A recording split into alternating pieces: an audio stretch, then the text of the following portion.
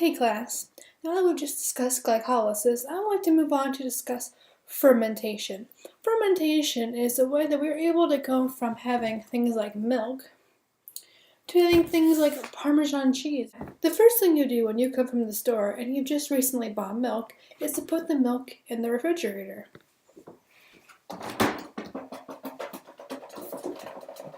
Most people don't actually stop and think about why we're actually putting the milk in the refrigerator.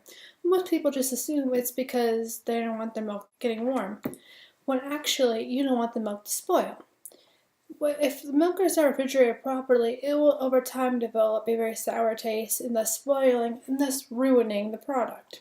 It wasn't until the 1700s though when Carl Scheele discovered that by spoiling of milk in a controlled environment, you were able to create things like cheese and yogurt.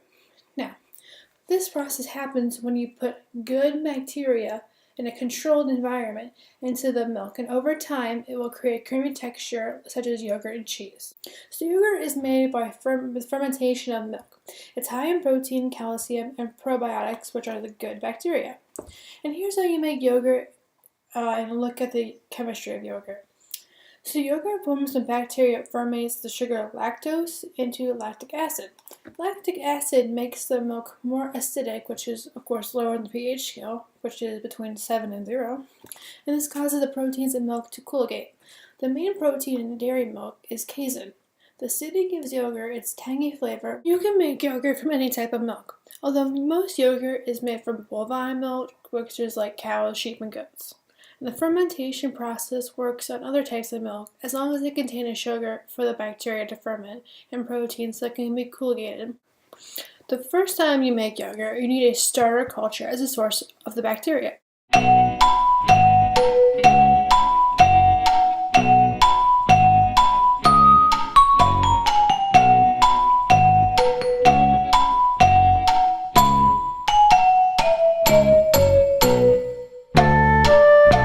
Although yogurt is already made by some bacteria, by putting too much starter and too much bacteria into it, it will not only have a sour taste, but it will no longer be healthy. The making of yogurt is actually very simple because there's only 2 ingredients you even need. First ingredient is 1 quart of milk, which is optional because you can have any kind of milk you want. You can have cow milk, sheep milk, goat milk, just whatever kind of milk you like. And only the second ingredient is 2 tablespoons of plain yogurt with live cultures in it, or you can use freeze-dried bacteria instead. And this is going to be your live culture or your good bacteria, which you'll be adding to your milk. One of yogurt making is set your yogurt starter out so it's at room temperature. Also, this time you will want to heat your milk to exactly 185 degrees Fahrenheit. The purpose of this step is to repasteurize the yogurt, preventing any unwanted bacteria from growing. Right now I'm heating the milk to exactly 185 degrees, as stated in step 1. Once the milk has reached the temperature or starts to froth, I have to remove it from the heat and allow it to cool down to exactly 110 degrees Fahrenheit.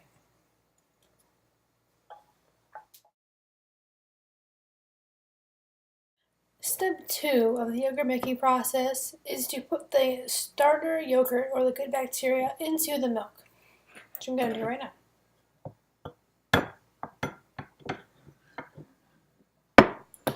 Now once they're in the pan, you're going to want to put it into a sterilized container. Now you can sterilize these containers by boiling them, and the reason for sterilizing the containers is to prevent unwanted mold or bacteria from going into your yogurt. Now you're going to want to cover each container with a plastic wrap or lid.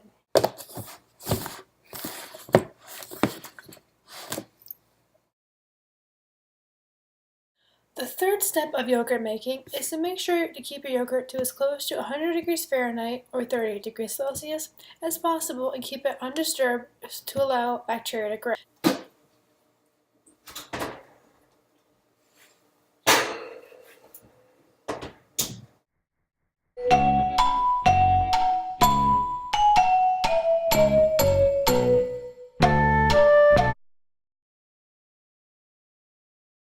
Step 4 of the yogurt process is to wait 7 hours and then take your yogurt out of the oven.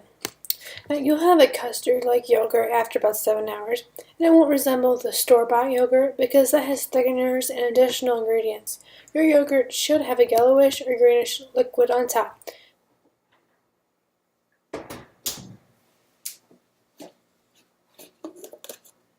Now that you have your yogurt, you may want to add different herbs or different flavorings or vegetables into yogurt, depending upon your taste and what kind of taste you want your yogurt to have.